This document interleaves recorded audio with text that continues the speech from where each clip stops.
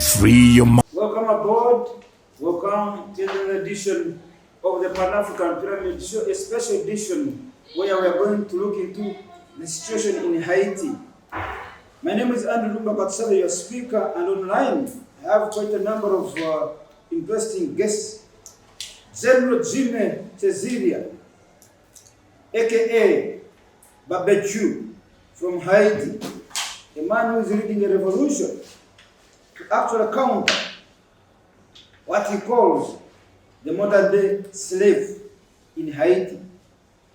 Barbecue is actually saying he's fighting for the people, whereas Kenyan forces and NATO and America are fighting to take them back into slavery, which is saying that won't happen in his eyes. Comrade Ayoki Matthews from USA is right there with me online. All right, for the meantime, let me invite Comrade Lisafri here, my co-host here, who understands English and French, to give a background of the Haiti Revolution as we go deep into each one's submission tonight. I will begin with Comrade Lisafri here. He's actually a teacher of economics in Uganda and a great Pan-Africanist. So General Barbecue, don't eat the gentleman. He's actually a part of the revolution. He's a Pan-African. Yes, Lisafri. Bonjour, Général. Bonjour. Je vais présenter l'histoire d'Haïti pour vous présenter ici aux Ougandais qui ne connaissent pas l'histoire d'Haïti. So Haitian history, Haitian imperialism has been a long story, right? So from the very early day, Haiti has been an island that has been taken by imperialists. It started with French imperialism, Spanish imperialism as well, English imperialism, in 20th century American imperialism, and now we see that the American imperialists are inviting some sort of sub-imperialist countries, which are the Kenyans, and inviting the Kenyans to fight Haitian people. So Haitian people have been fighting for their independence from imperialists since a long time. It started with the French. The islands were taken by the French and become a slavery islands. The French has imported around 2 million Africans to this island from the 19th century to 1804, when Haitians took their independence. It is important our audience understand here in Uganda that the history of imperialism in Haiti, it's a long history, and that right now we are only seeing another chapters of that long history of imperialism by new foreign troops coming to Haiti to pretendly save the situations, but really fighting Haitian people. Many of you here So they are coming in Haiti pretending to be fighting for the people, but actually they are fighting against the people. and they have done that since a long time. Americans have occupied the islands from 1915 to 1939, right? Haiti has been independent in 1804. Haiti was the first black republic in the world to declare independence. Haiti was the first time the slaves stood up and took over their own destiny. That the imperialists could never accept. So everyone needs to understand here that if Haiti is in the current situation, it is because in 1791, they stood for their freedom. They fighted the French that were enslaving them for more than 13 years and finally defeated the French. Few people know here in Uganda about Toussaint Louverture. Few people here knows about Dessalines. But Dessalines and Toussaint Louverture fought General Napoleon. Napoleon was defeated by Haitians. And few people learn about that here in Uganda. Wait a minute, my brother. In the whole world, Napoleon was only defeated by Haitians. Haitians were the sole defeaters of Napoleon until Napoleon fell in 1812. But for the longest time, when Napoleon was the strongest, the most powerful general of Europe, only one people could arrest him, Haitians. Only Haitians could arrest the men. So when we see of the resilience of people of Haiti, when we think of the resilience of people of Haiti, in front of imperialist oppressions. We see also a long tradition. And the people we are going to interview today, the people that is going to speak to us, Gen.Barbecue, will be one represent represent the end of the fight for the people against the imperialist forces. Now imperialism is moving, but Haiti will always remain free and independent and fight for its independence and its freedom. So why is it that we are here all together from between Uganda and Haiti, which are far from each other?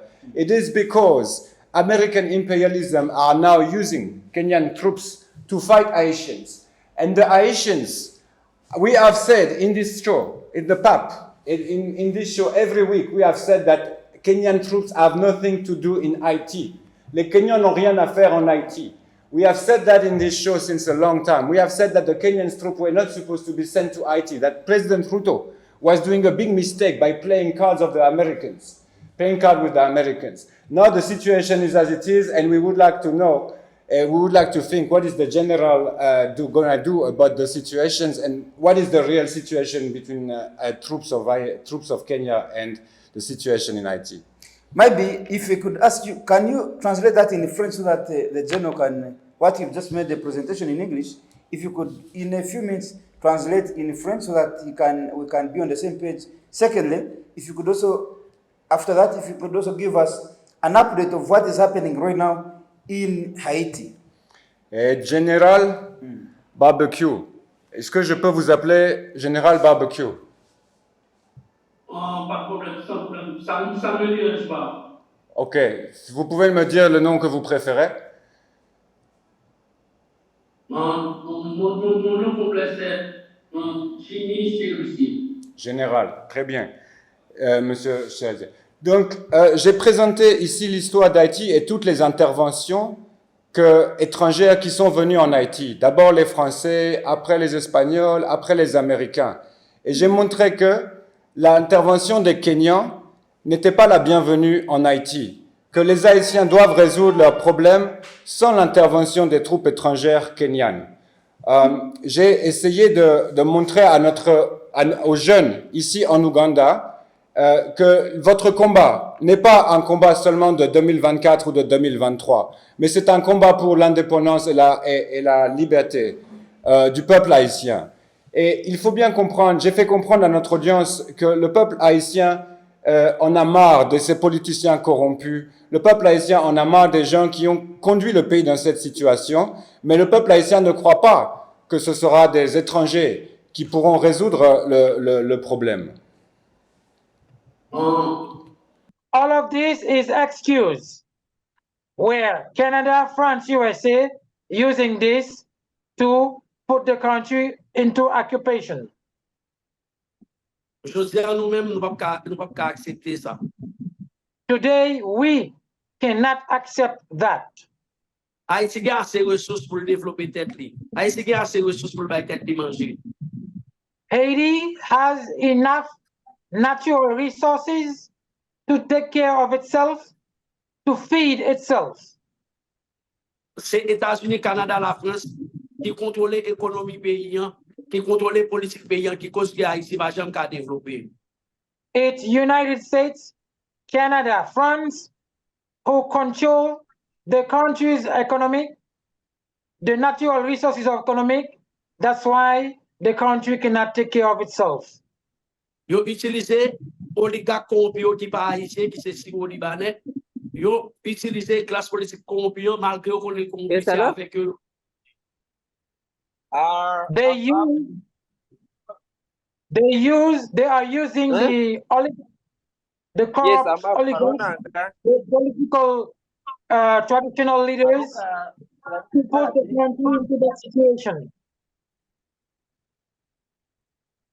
Josiane, c'est vérité ça que nous voulons le monde entier connaît.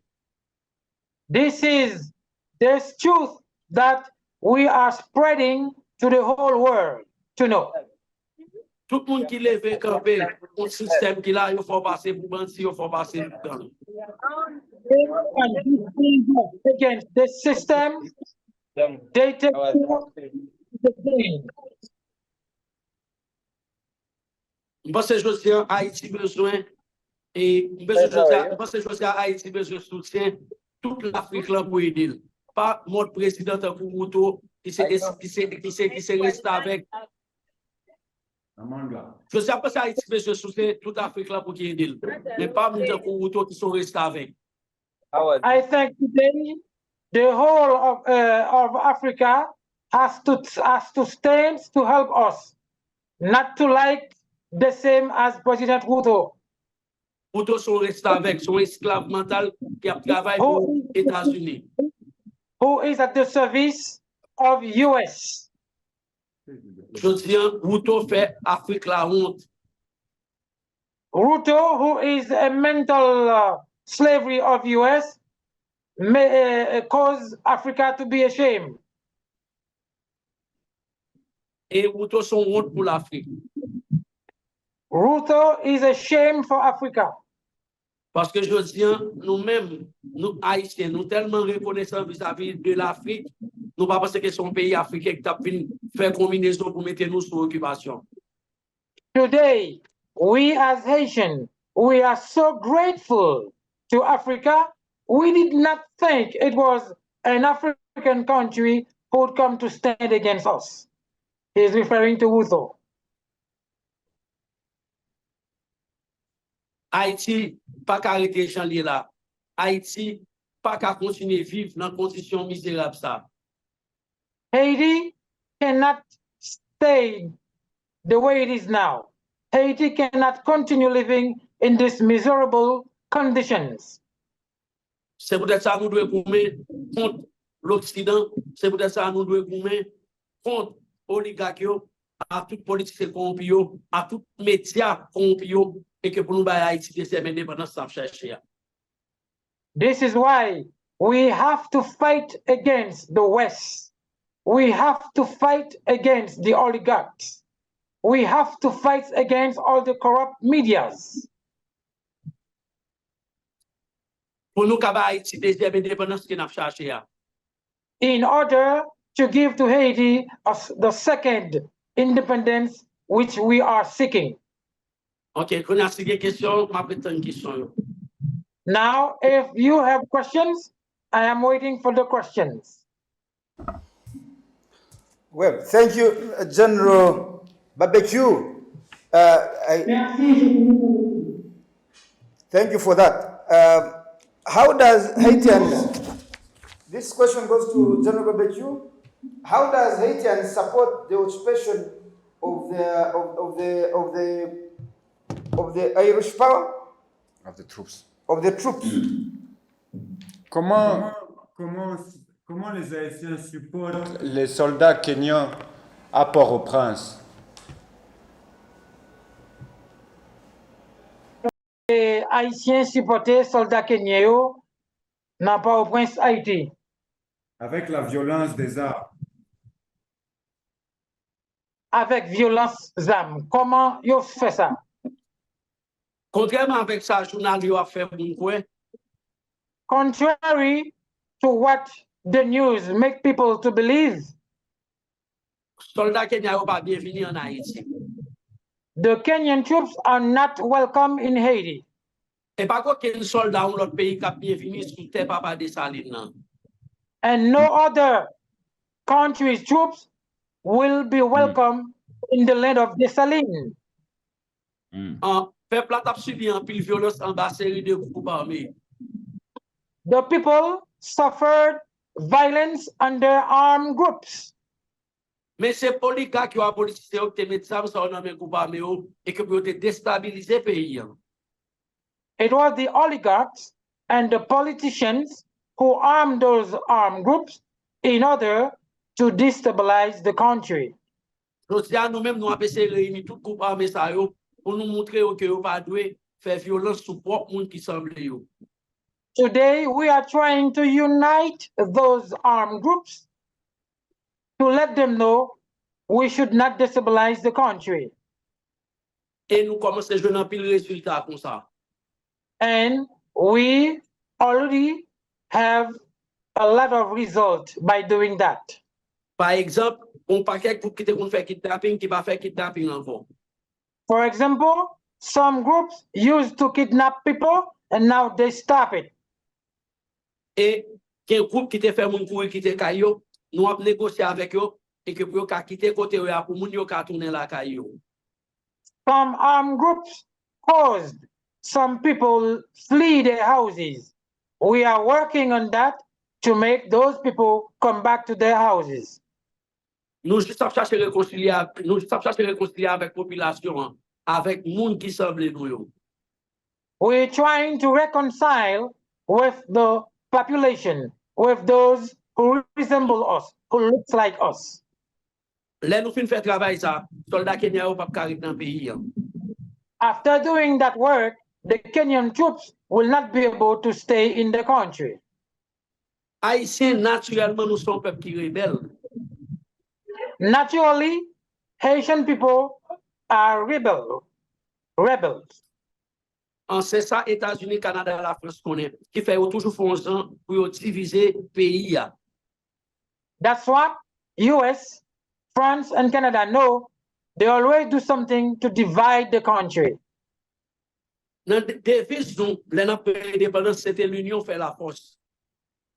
Our device when taking our independence was union makes strength. Comme président américain qui te dit, A US president said, puis nous jamais qui te dit nek nous ça yo mettez tête ensemble. never let those little black Negroes unite themselves. Quand nous faisons pour nous toujours diviser yo. Always do our best to divide them. Parce que les nèg nous ça mettre tête ensemble, yo ka faire gros bagaille. When those Negroes get together, they can do great things. Et ça fait profiter demander monsieur des armes dans main yo. That's why I am kindly requesting the armed groups Pour nous protéger population civile là, pour nous protéger moun qui semble nous yo. the civil population to protect those who looks like us. Union ça n'a cherché à jour nous joindre yo pas résister.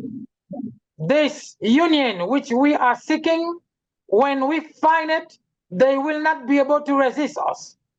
Je dis à yo craser jeunesse haïtienne là. Je dis à yo faire jeunesse là quoi Haïti pas bon pour. Today, they break the Haitian youth. They say the Haitian youth is not good to them.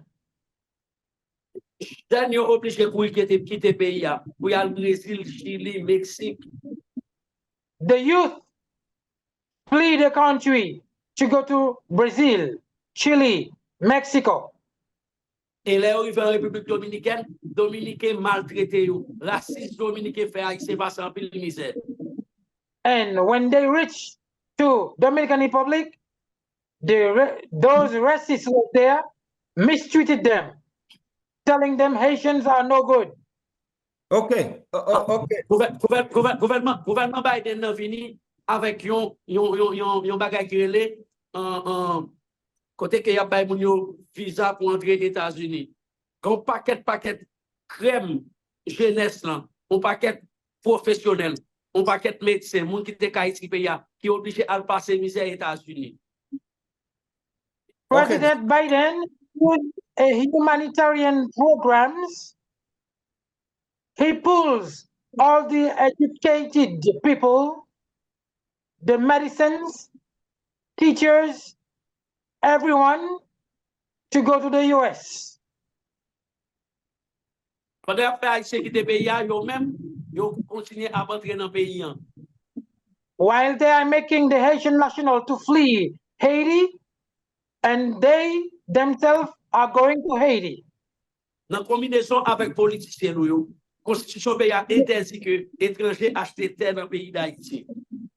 In a plot with our politicians, while our constitution says foreigners cannot have any property in Haiti. Regardez la famille Clinton qui a acheté terre en Haïti. Ils ont acheté un paquet de terre dans le pays. Personne ne va pour qui ça. Pas de politicien qui a posé aux questions pour qui ça. If you look, you will see The Clinton family bought a lot of land in Haiti, while the constitutions disagree with that. Nobody knows why they are doing that. All right. General, I would like to ask you another question. Yes, I am listening. I have got some reports that a section of Haitians, especially the young people, the girls, the boys, also feel unsafe under your control. You have taken control of a very big a part of Haiti, but then there are also some reported atrocities happening under your control, raping of women and girls. And then I also see a group of youth armed with guns with little control. And these, I'm told, are happening under your area of control. How are you planning to handle that? Is that true anyway? Is it happening that people under your control are actually raping young people? Merci pour question. Hein? Thank you for the questions. Moi, je nous connais en Haïti depuis pas travailler pour le système, non, il faut passer pour un monstre. I want you to know, in Haiti, once you do not accept to work for the system, they treat you, they make people to believe that you are a monster. Je dis à ma cour, contre un système qui est extrêmement puissant. Today, I am fight against a system that is extremely powerful. Ma cour, contre un système qui est extrêmement riche. I am fighting against a system that is extremely rich. Côté que vous pouvez utiliser ni médias locaux ni médias internationaux pour détruire. They can use national and international medias to destroy me. Je dis à mon discours qui dérange l'Occident, mon discours qui dérange les oligarques et les politiciens traditionnels. Today, I have a speech that bothers the West, that bothers the oligarch and the corrupt political traditional politicians. Si vous acceptez de faire job sale pour vous, vous ne pouvez pas mettre toute étiquette ça sous nous. If I have accepted to do the dirty work for them, they would not put all of those titles, bad titles, upon me. Moi, je suis père de famille. I am a father of a family. Moi, j'ai une petite fille. I have a daughter. Même dans dormi, je ne peux jamais accepter pour me faire des actes sous femme, aller voir pendant vivant, j'ai clair. Even if in my dream, sleeping, I would never accept any women to suffer rapes. I don't want to tell you if I would accept that during the days sleeping. Et policiers qui passent en sécurité avec eux. Okay, fine. Policiers qui passent en sécurité. Policiers qui passent en sécurité avec eux. The police officers who do not feel safe with me. Ces policiers qui reçoivent quoi dans mes oligarques à politiciens pour assassiner eux. Are the police officers who receive money from the oligarchs and from the politicians to assassinate me. C'est même gens pour groupe armé qui passent en sécurité avec eux. That is the same for the other armed groups who may not feel safe with me. Je dis à ma PC réunir tout le monde ensemble. Ma PC empêcher qu'il y ait gourmet entre groupes armés. Today, I'm trying to unite everyone together. I'm trying to unite all the armed groups together. Pour qui ça tout groupe armé ça pas de problème avec les stations en sécurité, c'est seulement un petit groupe policier, un petit groupe armé qui passe en sécurité. Those armed groups are okay with me because they feel safe, except a few police officers and a few arms groups who do not feel safe with me. Je dis à ma demande de l'eau pour tout le monde boire. Today, I am asking water for everybody to drink. M'a demandé l'école primaire gratis. I am asking for primary school for free. M'a demandé bon gens kay pour nous rete. I am asking for houses for you to stay, to live. Même Jean-Papa Nation en Haitian, Jean-Jacques Dessalines, faut que richesse pays à partager avec petit pays. The same as the father's nation, Jean-Jacques Dessalines said, the wealth of the country should be shared to all of the country's children. Joseph son équipe juive, une équipe syro-libanais, mélangée avec les États-Unis qui a joué richesse pays. Today, it is an equip of a team of Jews together with Syro-Lebanese, with the US, who are benefiting the wealth of the country. C'est normal pour vous mettre dossier Kade Jacques Soudom, c'est normal pour vous mettre dossier assassin criminel Soudom, parce que m'a dénoncé yo. This is why they call me rapers, all the bad titles, because I am denouncing them. Même si Thomas Sankara te dit. Same as Thomas Sankara said, Nous préférons jouer une clos pour tout le monde boire, au lieu de nous chita dans mi-temps, si groupe moun a boire champagne. we rather find water for everybody to drink instead of sitting among the rich people drinking champagne. Si c'est parce que m'a demandé une meilleure condition de la vie pour moun qui pi mal yo. Is it because that I am asking for a good condition for the poor people? Qui fait y a mettre tout dossier ça au Soudom, moi prêt pour mourir, moi prêt pour voter tout dossier ça. If this is the reason why they putting all those titles up on my back, then I am ready to die. I am ready to save those people. All right. Let me ask you the last question. Then my comrade Lisafri will also ask one. Kita me pose une question. Avant l'autre camarade là pose une seule question. Gen.Barbecue, I have heard you talk about militia groups. How many are armed groups in Haiti? How many are they? That's number one. Number two, I saw on video the community under your control lining up very peacefully and receiving food. They were receiving food and other utilities. Where do you get them? Who is supplying you those equipment that you are serving your people, those foodstuffs that you are serving your people? Premièrement, groupe armé yo en pile. The armed groups are several.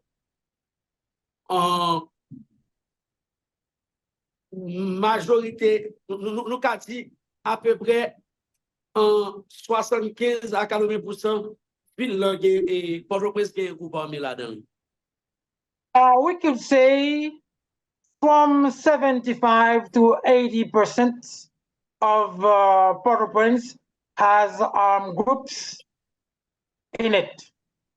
Peut-être 1% ou 2% capable de faire partie de vivre ensemble. Maybe from 1 to 2% may not be part of Vivre Ensemble, which is living together. Pour raison stratégique, nous ne pouvons pas quantité de groupe armé nous gagne. For a strategic reason, I may not say how many groups we have. Parce que nous avons essayé de prendre contrôle toute ville importante pour nous commettre contre occupation. Because we are trying to take control of all the important cities in order to fight against the occupation. Pour nous manger. For those people whom you see that I am feeding, Grand pile haïtien qui a vécu dehors pays tant que ça cap vivre dans pays qui croit dans nous. there are Haitians living in Haiti and abroad who believe in us. qui connaît que bataille n'a mené, c'est une bataille personnelle et pas pour tête nous, son bataille n'a mené pour nous délivrer le pays, son bataille n'a mené pour nous qui mal. They believe that we are fighting not personally, but we are fighting to liberate the country. Moun sa yo ba nou an pile support. Those people give us a lot of support. Mais juste pour raison, juste pour sécurité moun sa yo, et nous pas citer non yo là. But for their security, we cannot give their names. Mais puis fort moun sa yo c'est haïtien qui a prévu pour Haïti pour une deuxième indépendance, qui a prévu pour Haïti pour un développement même à tout l'autre pays.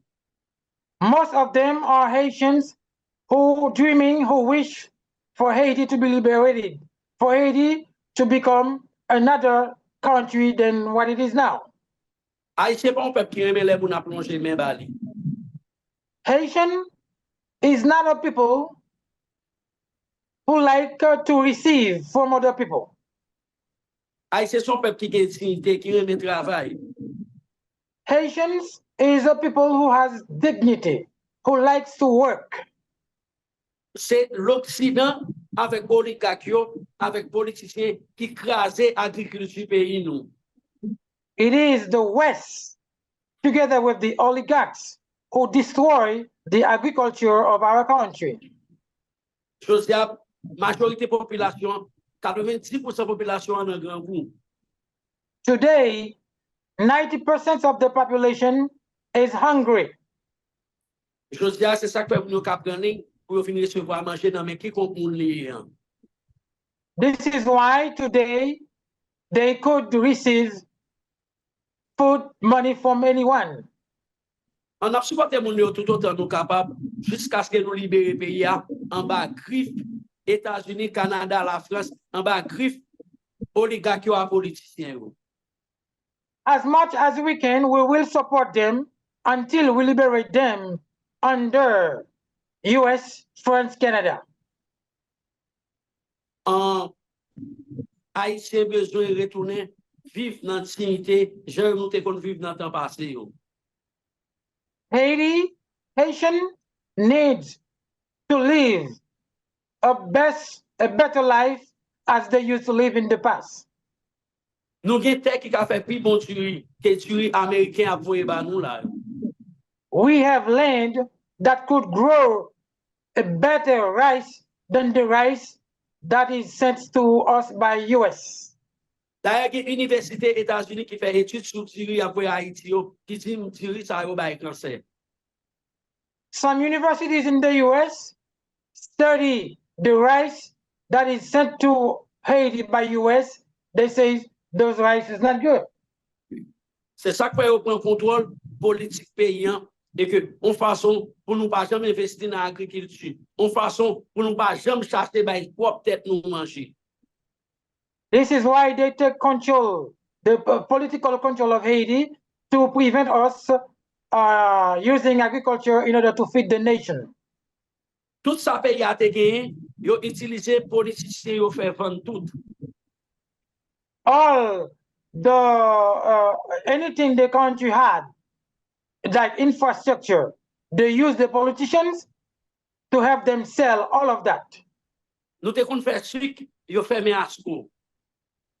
We used to make sugar by the company Asco, they close Asco. Jodia, sucre n'a servi c'est sucre qui sorti des États-Unis. Today, we are using sugar from the US. Nous te kon faire ciment. Jodia, yo fermé ciment d'Haïti. We used to do cement, a company that makes cement for construction, they close National Cement of Haiti. La Tibonite te kon fait un pile jury. The Department of Artibonite used to make grow a lot of rice. Yo utilise politiciens corrompus, tant pour youri la tortue, pour faire mettre des armes dans la Tibonite, et puis Jodia qui cause paysans pour quitter la Tibonite, yo pas qu'à planter. They use corrupt politicians such as Yuri Latoti to put armed gangs in Artibonite in order to prevent people from growing in agriculture. Yo utilisé politicien tant que profane Victor. They use politicians such as Profane Victor. Et Américains connaissent moun sa yo tous se corrompus. Même si il fait semblant, il prend sanction contre eux, mais c'est avec eux la fonctionner. The US is aware that those politicians are very well corrupt. Even if the US pretends to use sanctions against them, US is still working with them. Depuis un moun ou honnête, depuis un moun ou sérieux, depuis un moun ou aimé Haïti, on demande des changements, États-Unis, Canada, la France, pas servir avant. Anyone who is honest, who is seeking a change, a positive change for Haiti, US, France, Canada will not deal with you. Yo cherché politicien corrompu, yo mettez dans tête pays en façon tout ça aussi politicien ça pour capable bailler. They put the corrupt politicians, leaders, to lead the country in order for whatever they ask them, those politicians will have to agree with them. Les kounya bon moun tan pour venir demander changement, yo fait mettre dans massacre, yo fait passer comme un assassin, comme un criminel, yo fait passer tant qu'on cas déjà qu'est. When a person like me who is asking for change, positive change, they use my name, put my name as someone who partake in mass killing and any bad title. Moi recevoir un pile offre de la part de oligarques pour me trahir, pour me peuple ça, pour me pays ça. Réponds-moi.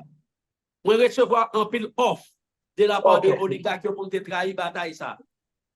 I receive a lot of offers from the oligarchs in order to betray this fight which I am taking. Les moi refusé, yo utiliser médias locaux et international et que pour détruire caractère, yo utiliser police nationale d'Haïti avec groupe armé pour assassiner.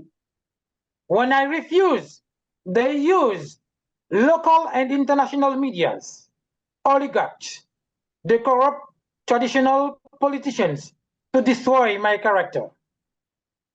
Et yo utiliser policiers avec groupe armé pour assassiner physiquement. And they use police officers and armed groups to physically assassinate me. Moi mette États-Unis, Canada, la France en défi pour prouver que moi-même qui Michel c'est barbecue, m'te participé dans un massacre, m'te participé dans un cas d'échec. All right.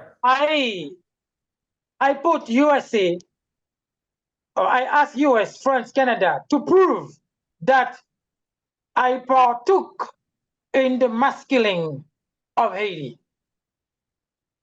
All right. C'est justice pour nous qui dérange, c'est bataille qui dérange. Today is the fight which I am leading that's give them problem. Même si on t'a tué, même si on tué le président Jovenel Moïse là, jeunesse haïtienne a pris la relève et a continué pour l'autre Haïti qui n'a pas cherché. Even if they kill me as they killed the president Jovenel Moïse, the Haitian youth will stand up to take the fight. All right. Very good. Let me ask my brother Lisafri here to ask the next question. General, thank you so much for what you just said. General, thank you so much for your intervention. Général, merci pour intervention. Merci un peu pour intervention. I know from having studied the history of IT that so there's two main figures of Haitian revolution that have made IT famous around the world. It's Toussaint Louverture and General Dessalines. General Toussaint Louverture was finally captured by the French, but he started the revolution. He was there in Bois Caïman when Haitians decided to take their freedom.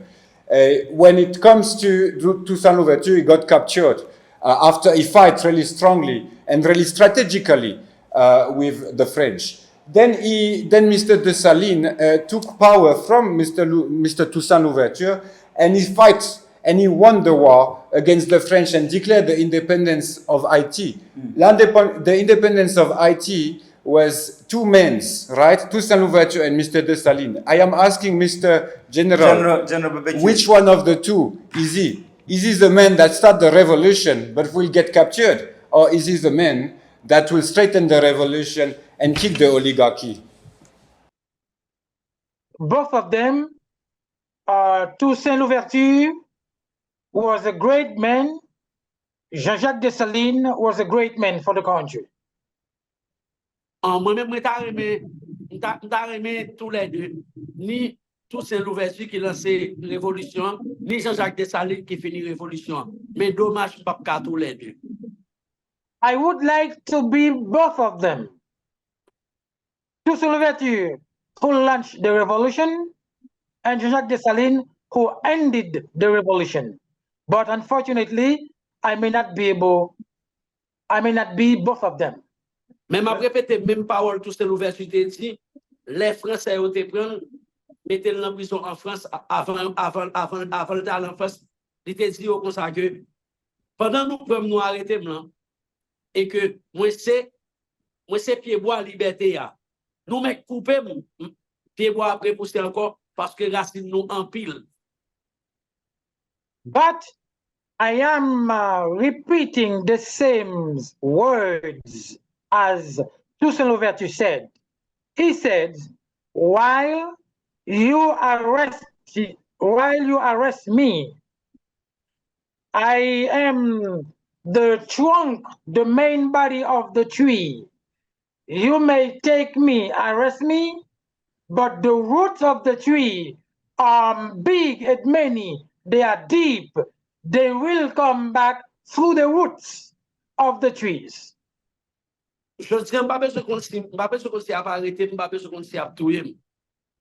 Today, I don't need to know whether they will arrest me or whether they will kill me. Ça qui est important pour moi, c'est ouais pays ça pour une deuxième indépendance. Ça qui est important pour moi, c'est ouais pays ça soit en bas tutelle États-Unis, Canada, la France. What is important for me today is to see this country take a second independence, is to see this country get rid of France, US, and Canada. C'est vrai que si au Libanais et que suspend piller richesse pays pour aller investir dans l'autre pays à l'étranger. Is to see the Syro Lebanese to stop using the country's wealth to invest to US, Canada, and France.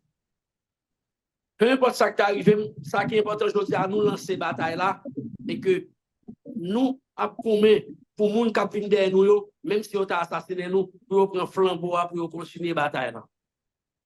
Whatever may happen to me, the fight is launched. Whomever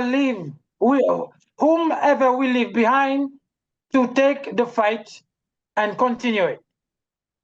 Moi subi un pile attaque pour assassiner moi.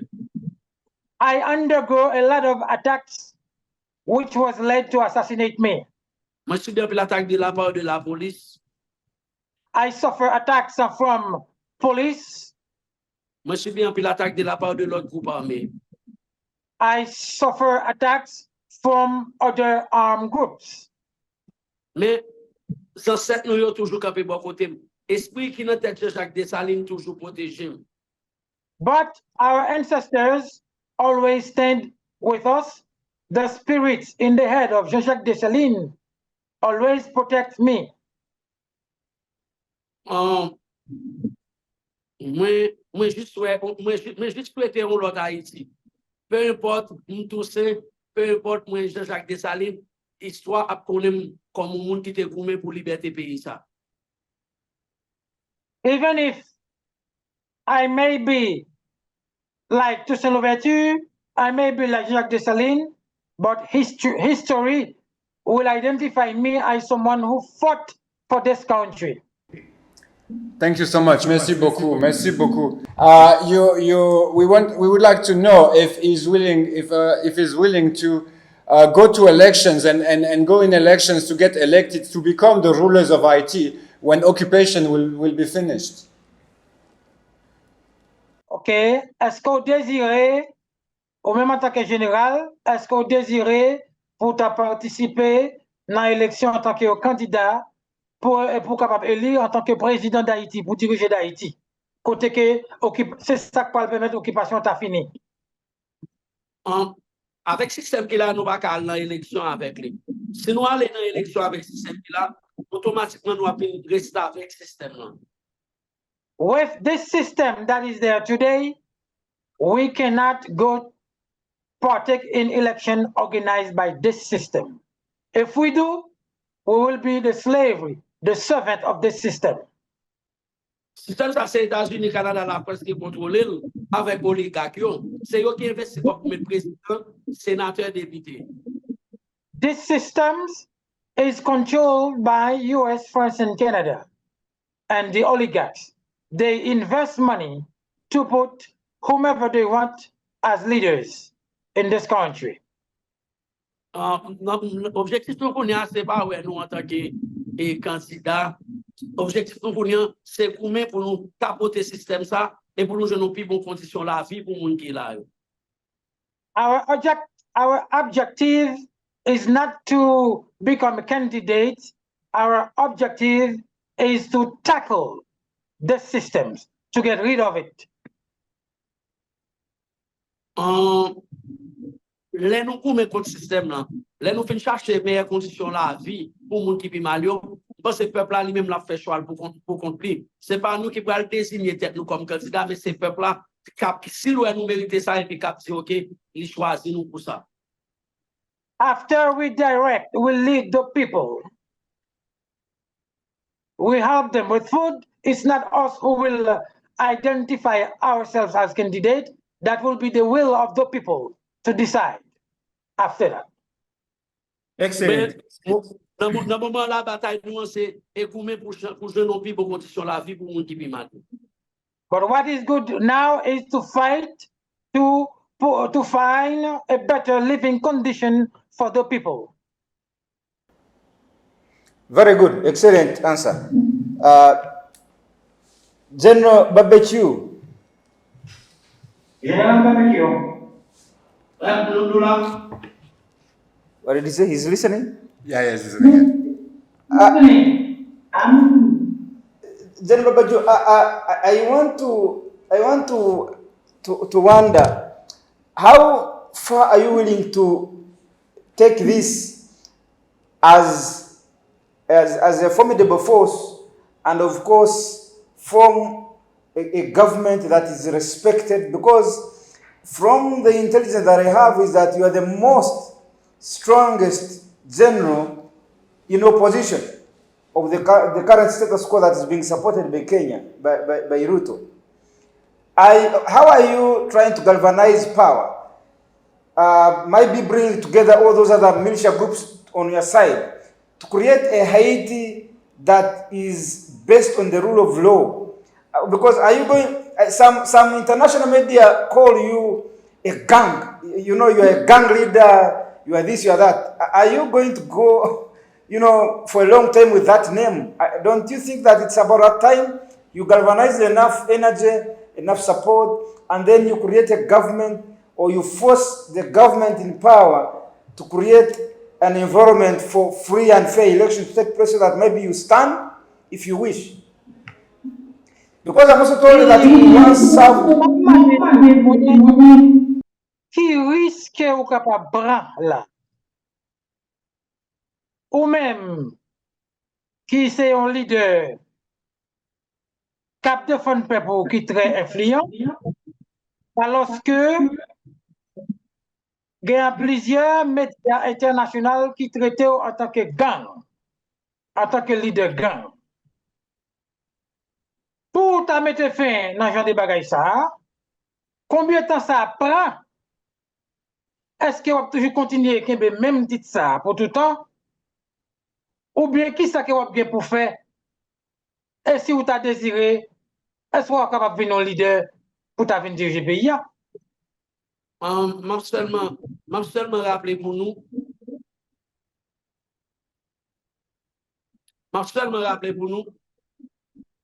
I am making you remember, I am reminding you, De pour pas travailler pour l'Occident, ou c'est gang, ou c'est terroriste. once you are not working for the West, then you are a gang, you are a terrorist.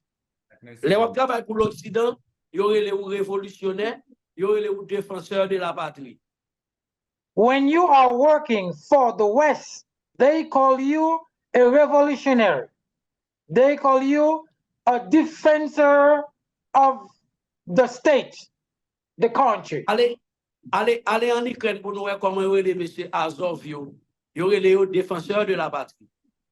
If you take Ukraine as example, they call the Azov people defensor of the country. Mais ça pas empêcher que il y aurait les Ibrahim Traoré assassins criminels parce que la promet pour changer pays. And that does not prevent them from calling Ibrahim Traoré an assassinator. Je dis, c'est normal pour les médias occidentaux de vendre tant qu'on assassin, tant qu'on criminel parce qu'ils ne peuvent pas travailler pour eux. Today, it is okay for the international medias to sell me as a criminal. It's because I am not working for them. En 2001, ils ont déstabilisé le pays. When they were destabilizing the country in 2001, un groupe armé qui était pris ça, te marché pour les commissariats, te marché pour les tout bureaux de l'État. the armed groups put fire into the commissariats, the police officers' building, and all the state's government infrastructure. Journal occidental yo, avec journal local yo, mélangé à oligarques yo, terre les messieurs ça yo rebelles. The West media, the local medias, the oligarchs call those people rebels. Parce que à l'époque, président pays Jean-Baptiste Aristide a demandé pour la France dédommager pour remettre nous comme l'indépendance là. Because at that time, the former president, Jean-Baptiste Aristide, was requesting funds to refund the money of Haiti to Haiti. Laisse ça yo les messieurs ça yo rebelles, yo les messieurs ça yo des résistants, des forces résistantes pour une capacité pour pays.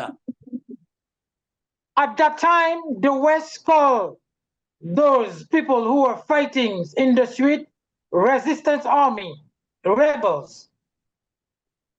Et ça journal occidental yo a soumis pas qui est important.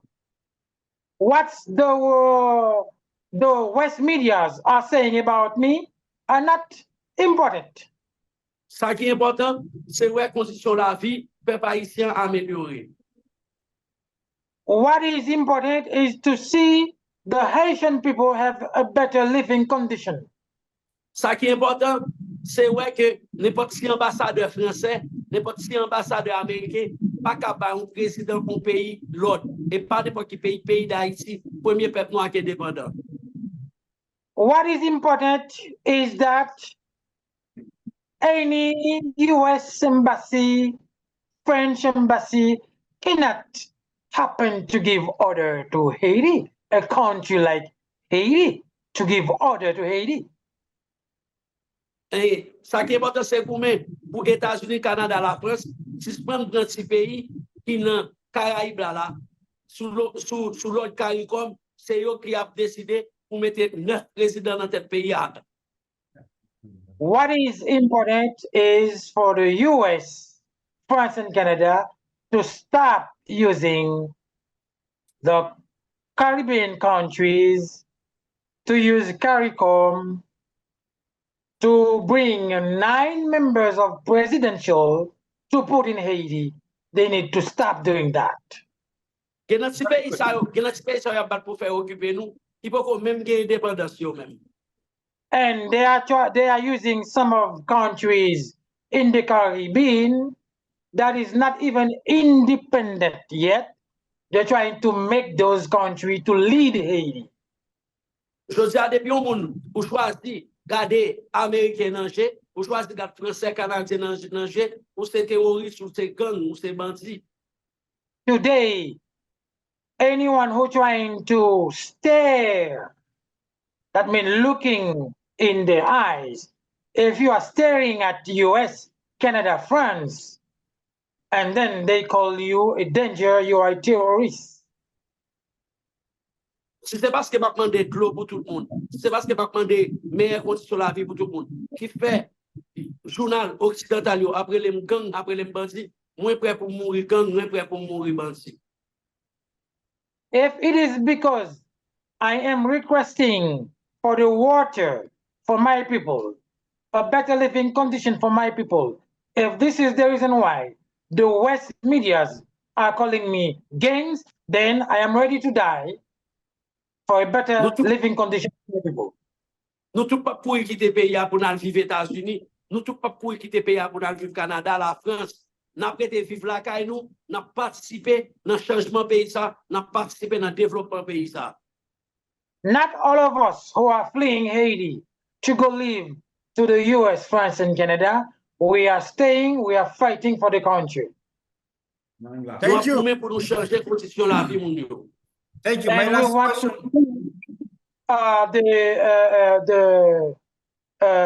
for the people to have a better living condition. Thank you. My last question, Gen.Barbecue. Before I go to Comrade Ayoki Matthew, I would like him to also say something before we come back. Gen.Barbecue, what advice would you give to the young people, the youth of Kenya, whose other comrades are in Haiti fighting as machineries? I want you to give them one word. What would you advise them? Nous avons pour la jeunesse Kenya. I would say for the Kenyan youth, Haïti, c'est maman liberté. Haiti is the mother of freedom. Nous-mêmes, nous, c'est Africains. Tout Haïtien, c'est Africain. All Haitians are African. Je dis, nous-mêmes, jeunesse Kenya, il faut nous continuer à former tête nous. You, the Kenyan youth, have to continue to educate yourselves. Remer pays nous. Like your country. Remer moun noir pareil nous. Remer moun en général, mais remer spécialement moun noir pareil nous. Like people in general, but especially like black people as you, like you. Participer dans le développement Kenya, participer dans le développement tout continent africain en général. Partake in Kenya's development and partake in Africa's development in general. Pas avant nous, même le président pays nous en fait là. Do not sell your souls as your president does. William Ruto son honte pour l'Afrique. William Ruto is a shame for Africa. William Ruto nous te pensé que c'était un panafricaniste. William Ruto, I thought he was a member of Pan-Africanism. Et pour jeunesse Kenya suivre exemple pour Ibrahim Traoré, pour suivre exemple pour moun pour Kemi Seba. I advise the Kenyan youth to follow the example as Ibrahim Traoré, the example of Kemi Seba. Pour soldats Kenya qui en Haïti yo. For the Kenyan troops who are in Haiti. Non, non, Papa Dessalines. In the name of Father Dessalines. Parce que nous trahis ancêtres nous yo. You betrayed your ancestors. Si nous posons des chars pour nous entrer dans le quartier populaire, if you enter the ghetto, the popular neighborhood, nous pas prêts sortir vivants. You will not come out alive. Ça fait nous mal en pile parce que nous sommes noirs, parce que nous sommes africains. This will happen not because we are black people, we are African. Ça fait nous mal en pile. This will hurt us a lot. Mais nous pas le choix, nous obligés pour même pour souveraineté pays nous. But we will not have any other choice than to fight to save our country. Pour tout l'autre petit pays qui ose piler tes papa de saline non. For any other little country who dares to put their feet in the land of Jean-Jacques Dessalines, nous gen pays nous gen pour matichonner pour au moins 100 ans cap fin là. your countries will be cost for at least 100 years, incoming 100 years. Parce que nous osons piler, nous osons piler terre liberté. To dare put your feet in the lands of freedom. Dessalines dit. Dessalines said, N'importe où sous la terre, dans n'importe pays où il y a, des pour un esclavage, fini Haïti. Des pour venir Haïti ou pas esclave encore. anyone on earth, on any country, once you are in slavery, you can come to Haiti and you will be free. Moment arrivé, pour des jeunesses haïtiennes commencer à prendre conscience. The times comes where the Haitian youth having consciousness. Pays a pas carité sous contrôle des États-Unis, Canada, la France. The country can no longer stay under the control of the US, Canada, and France. C'est pour ça qu'on a demandé troupes Kenya qui Haïti. This is why we are requesting to the Kenyan troops who are in Haiti. Et peut-être ça qu'on a demandé la jeunesse Kenya. And that's why we are asking the Kenyan youth Pour demander soldats Kenya pour retourner la caille au Kenya.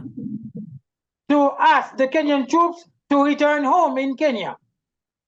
Parce que nous pas voulons madame yo, petite yo, famille yo, crier pour yo. Because we do not want their children, their family, and their wives cry for them.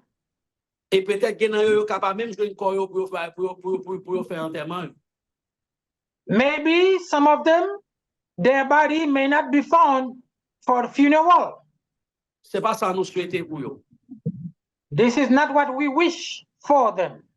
Mais nous-mêmes en tant qu'Haïtiens, nous obligés de prendre responsabilité pour nous sauver la souveraineté pays nous. But we as Haitian, we have to take our responsibility to save our country. Pour jeunesse Kenya, nous voulons nous connaître peuple haïtien, nous aimons Africains en général. Nous aimons tout pays africain honnête en général. Et nous voulons soldats Kenya en Haïti, nous connaissons que nous-mêmes, qui dans le quartier populaire, nous aimons l'Afrique. Pas seulement Kenya, nous aimons l'Afrique en général. To the Kenyan youth, we would like you to know that we love Kenya, we love all Africa in general. And to the Kenyan troops who are in Haiti, we would like you to know that we love Africa in general, we love Kenyan people. Thank Et you. ce message pour les jeunesses Kenya, ni soldats qui en Haïti. That is my message to the Kenyan youth and to the Kenyan troops who are in Haiti. Thank you. General, we also love you in Africa here, especially in Kampala, Uganda, where we are right now. We love you. Nous, général, naturellement là, nous en direct, dans la capitale là, dans Uganda, Kounia la même. Nous aimons. Moi, j'aime nous tous. Moi, j'aime l'Afrique. Moi, j'aime l'Ouganda. En pile respect pour tout panafricanisme. En pile respect pour un président Ibrahim Traoré, pour le président Nigérian. En pile respect et pour la jeunesse africaine. Haïti besoin de support nous. Continuez à supporter Haïti. I love you. I love Uganda. I love the Pan-Africanisms. I love Africa. I love Ibrahim Traoré. I love Mali's president. I love everyone. What does he remember about Uganda? What good thing does he know about Uganda? Ask the general. OK. Qui sont songés au sujet de Uganda, monsieur le général? Pour moi, sincèrement, je n'ai pas de gros souvenir qu'on y a. Mais nous, chaque jour passé, nous essayons d'apprendre plus de continent africain, on peut essayer d'apprendre plus de l'histoire africaine. It's from time to time we are trying to learn, to educate ourselves about the African countries. For now, I do not remember a lot of things about Uganda, but we are learning. Thank you. Now, before Comrade Ayoki Mathi, my elder brother, comes in, the recorded version of Haiti began in 1492 when the European captain and explorer Christopher Columbus landed on a large island in the region of Western Atlantic Ocean that later came to be known as the Caribbean. For those of you listening to me, you need the history of Haiti. The western portion of the island of Hispaniola, where Haiti is situated, was inhabited by the Taino and Arawakan people, who called their island Haiti. The island was promptly claimed for the Spanish crown, where it was named La Isla Española, the Spanish island, later Latinized to Hispaniola by the early 17th century. The French had built a settlement on the west of Hispaniola and called it Saint Dominique. Prior to the 7 Years' War, 1756 to 1763, the economy of Saint Dominique gradually expanded, with sugar and later coffee becoming important export crops. After the war, which had disrupted maritime commerce, the colony underwent rapid expansion. In 1767, it exported indigo, cotton, and 72 million pounds of raw sugar. By the end of the century, the colony encompassed a third of the entire Atlantic slave trade. In 1791, slaves staged a revolt which led to the Haitian Revolution, and Rigaud, leader of the revolution, forced the French to withdraw. When Toussaint Louverture declared independence in 1802, Napoleon sent an invasion forced to coerce the Haitians. After the death of Toussaint, while imprisonment by the French, the generals Jean-Jacques Dessalines, Henry Christophe, and Alexander Pétion laid heavy battle against Charles Leclerc, the leader of the French invasion. As the tide of the war turned in favor of the Haitians, Napoleon abandoned the invasion, which led to Dessalines declaring the independence of Haiti in 1804. Dessalines orchestrated the massacre of renaming French population in Haiti, resulting in over 5,000 deaths. Men, women, and children were killed as revenge for Napoleon's invasion, which were hanged from gallows along the coast, signaling to passing ships that Haiti had purged itself of Europeans. Soon after independence, Haiti was proclaimed an empire under Dessalines. When Dessalines was overthrown in a coup d'etat, Haiti then divided off into two regions controlled by rival regimes, with Christopher ruling the semi-feudal northern state of Haiti and Pétion ruling more tolerant southern republic of Haiti. Thank you very much. That's part of the history of Haiti, in case you are following us right now on our social media platforms.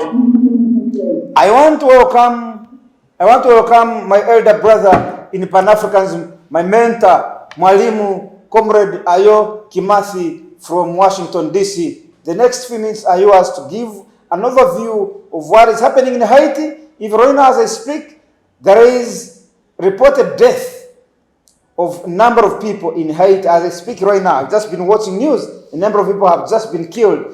I want you to give an overview of what is happening in Haiti, the involvement of NATO and America, and what Kenya stands to lose should they not take heed of the advice of Gen.Barbecue, as we hear his word, barbecue. Comrade Ayo Kimathi, you are welcome. You may unmute yourself right now. Okay, can you hear me? Very well, loud and clear, my brother. All right.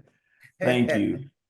I want to say 4 brief things, and then I'll have the brother sum them up after I say each one. He can sum it up to the French audience after I do each one, and then I'll answer your question. Just 4 brief things. The first thing I want to say is that the man rests easy where the bread is warm.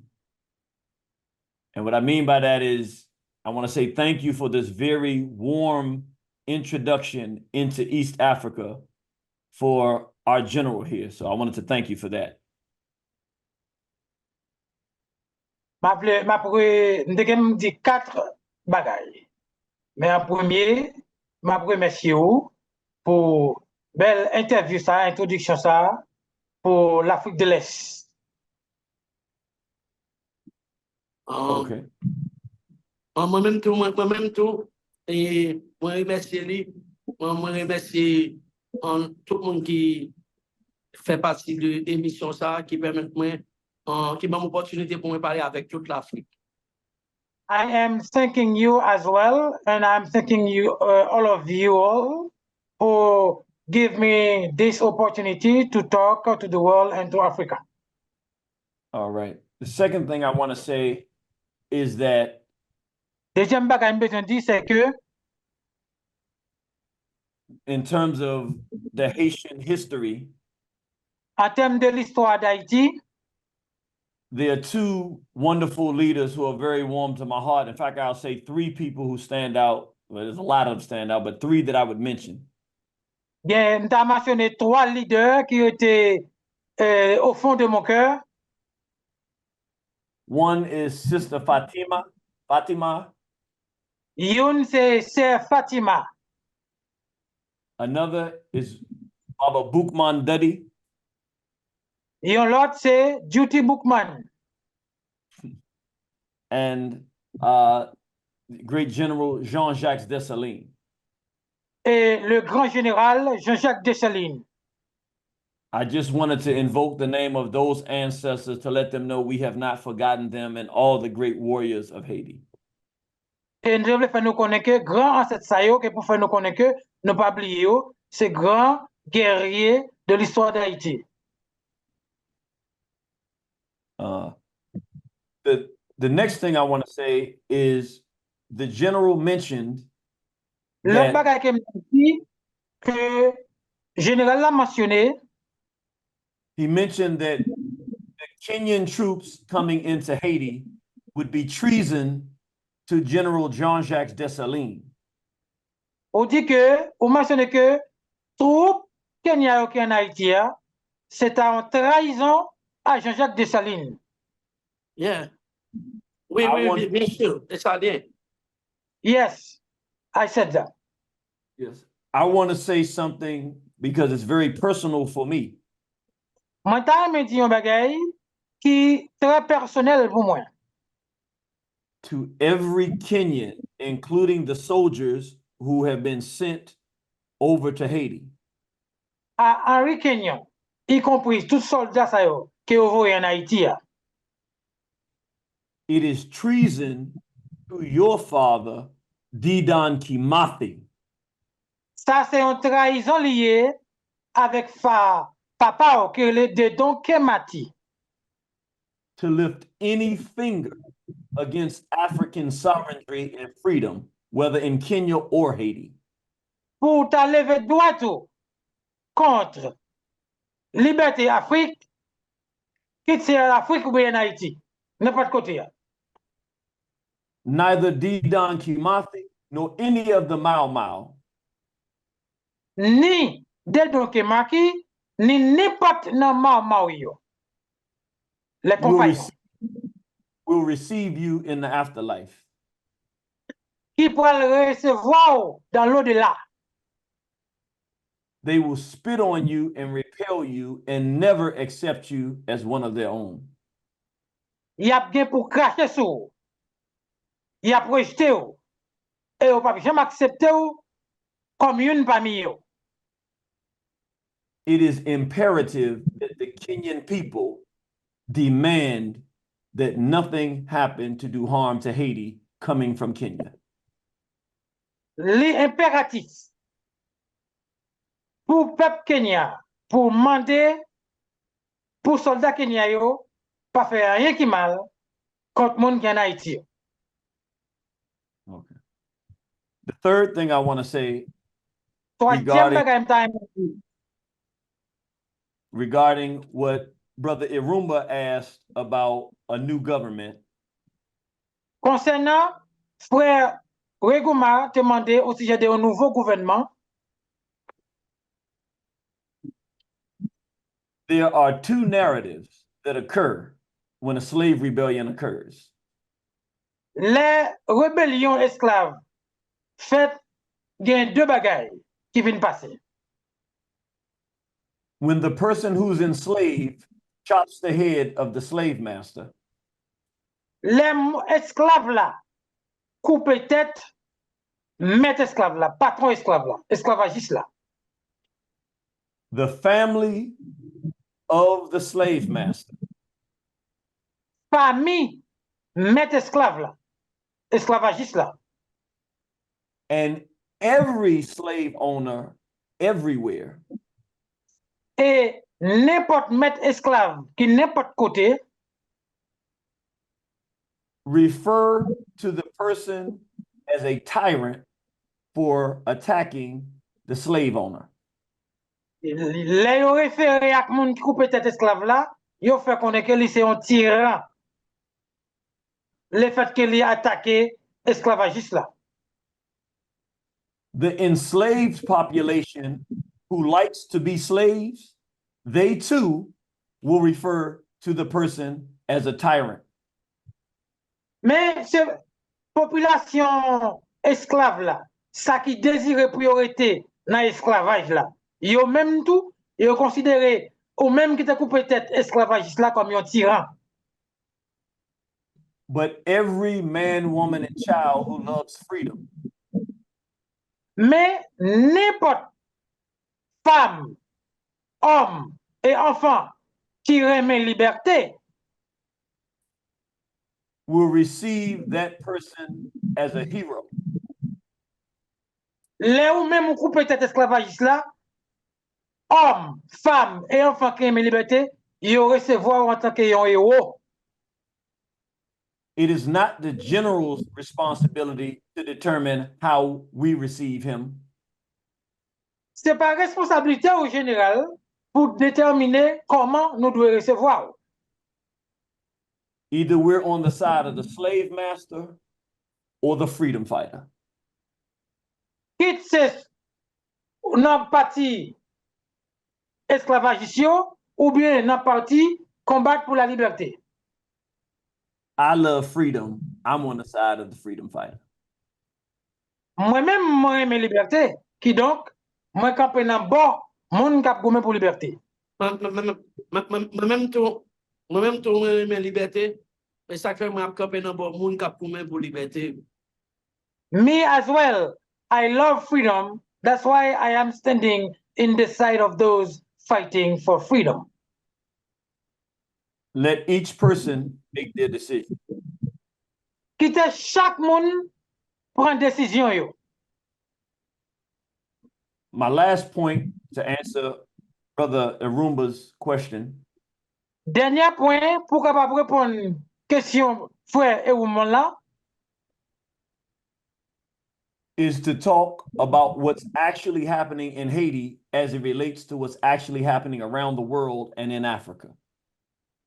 c'est parler de ça qui est actuellement passé en Haïti pour nous capables relater yo ensemble avec ça qui passé dans le monde là et aussi en Afrique. The Jews are right now operating on a mission for world conquest. Les Juifs actuellement là, yo a opéré, yo en mission pour conquérir le monde. We see what's happening in Palestine, and we understand that. Nous ouais ça qui passé dans le pays Palestine et nous comprenons ça. what many of us don't know is that they've done the same thing in Mexico. They've taken control. Ça pile là nous pas connaît c'est que yo fait même bagay là en Mexique pour chercher pour contrôle. The US, the Jews have taken control. États-Unis, les Juifs, y a cherché pour contrôle. In America. They've taken control of Western Europe. Et y a pour contrôle Europe de l'Est. Oh, you say the west of Europe? Western Europe. Okay, y a pour contrôle Europe de l'Ouest. Yes. They've taken control of Brazil. Y a cherché pour contrôle Brésil. The US and Canada. États-Unis avec Canada. Australia. Australie. Right now, the Jews in South Africa are saying that they're going to make Cape Town another country controlled and dominated by Jews. Et actuellement la même, Juifs qui en Afrique du Sud, yo dit que yo pral prendre contrôle King Town pour faire les contrôler par les Juifs. And Benjamin Netanyahu publicly announced Benjamin Netanyahu annoncé publiquement our next excursion will be the continent of Africa. l'autre excursion que vous pral gagner, l'autre côté que vous pral prendre, c'est continent d'Afrique. The Jews in Haiti tried to install a Jewish president in Haiti. Juifs qui en Haïti yo même, y a essayé pour capable installer un président juif en Haïti. The Haitians said, we will not allow it. Haïtiens ont même dit nous pas permettre ça fait. His name's Reginald Boulos. Takou Reginald Boulos. And the Jews tried to get President Moïse to allow the injections to be put into the Haitian people. Et Juifs ont demandé pour président Moïse pour te bal permission pour te bal peuple à piquer. President Moïse did not allow the Haitian people to be forced to take these injections. Président Jovenel Moïse pas permettre pour te forcer peuple là pour en piquer. President Moïse was assassinated. Président Moïse lui-même vient assassiner. Our Baba John Magufuli in Tanzania, who didn't let people get the injections, he was assassinated. Même Jean Ababa John, un président en Afrique qui pas quitter peuple à pour piquer, il a assassiné lui. And other African leaders who would not comply with these injections were assassinated. Et l'autre leader africain qui pas d'accord avec ça pour piquer, yo même tout été assassiné yo. Right now, the Haitian brothers and sisters Kounya la, frère accès haïtien no yo, as they did in 1804, même ça qui a été fait dans 1804 là, whether they know it or not,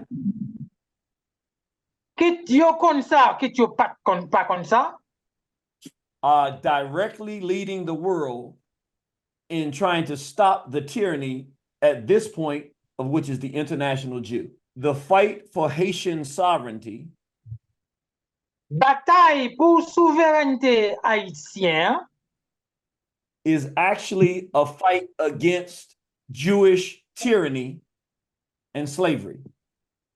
Actuellement, c'est une bataille contre tyrannie juive et tyrannie juive et esclave.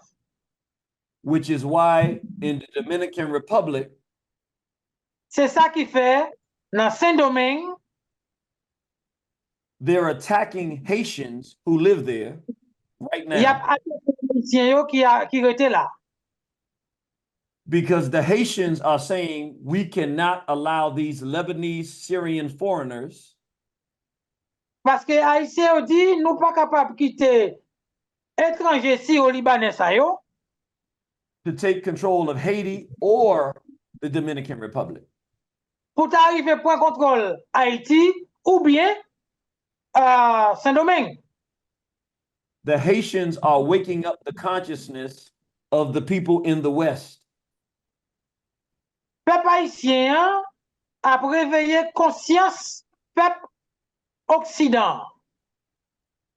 So now the Haitians are facing the oligarchs. Kounya la, haïtien gen en face yo, oligarque yo. They're facing the Dominican population who's being used against them. Yo en face population dominicaine qui yo servi avec yo pour compte yo. They're facing the Jews from the United States who've gone to get the Kenyans to come and fight them. Yo en face juif yo qui États-Unis qui a demandé Kenya pour Kenya vienne bataille contre yo. They're fighting the Jews of Canada and France. Et yo en face juif qui Canada et avec la France. And they're fighting everyone who does not understand what is happening. Et aussi, il y a bataille contre n'importe monde qui pas comprendre ce qui a passé. So the image of Haitian people Qu'on y a là, image peuple haïtien is being targeted in every country presque tout pays attaqué image peuple haïtien. because that spirit of freedom Parce que esprit ça que l'esprit liberté is frightening to the Jews. ça fait peur, ça fait juif yo peur. Because if we all get Haitian and capture that spirit, Parce que si nous tout tant que haïtien t'a capturé, t'a embrassé esprit ça, the world will begin to resist Jewish domination. ça va faire le monde entier pour commencer à résister contre une domination juive. And that is what we're really witnessing in this moment. Et c'est ça que réellement n'a témoin qu'a passé dans le moment ça là. So we salute our Haitian brothers and sisters and General Cherizier, Gen.Barbecue for being on the front line of the whole world. Et donc nous saluons peuple haïtien aussi bien que général Cherizier qui mettait le devant pour mener bataille ça dans le bénéfice monde. Moi salue tout frère. Moi salue tout frère. Brother. Thank you very much. Merci en pile pour l'occasion ça et que nous parlons et que nous parlons avec toute l'Afrique là. Continuer aider nous pour nous. N'a profiter de jeunesse africaine dans toute salle de cap dans les médias occidentaux dans les médias occidentaux contre Haïti, il va forcément vérité. Thank you for this opportunity which you give to us to talk to the whole world. And we continue to tell the African people not to believe to what local and international media are saying against us. Haïti qui belle plage, Haïti qui belle mer, Haïti qui belle soleil. Haiti has a nice beach, it's very sunny, nice ocean. Yo pas besoin montrer image ça de Haïti. They will never show you those images of Haiti. Thank you so much. We've come to the end of tonight's show, the Pan-African Pyramid Show that happens here every Friday from 5 to 8 p.m. Thank you so much, Comrade Ayoki Mathi, and all of you who took part in this interesting debate, looking for solutions for Haiti. I say now.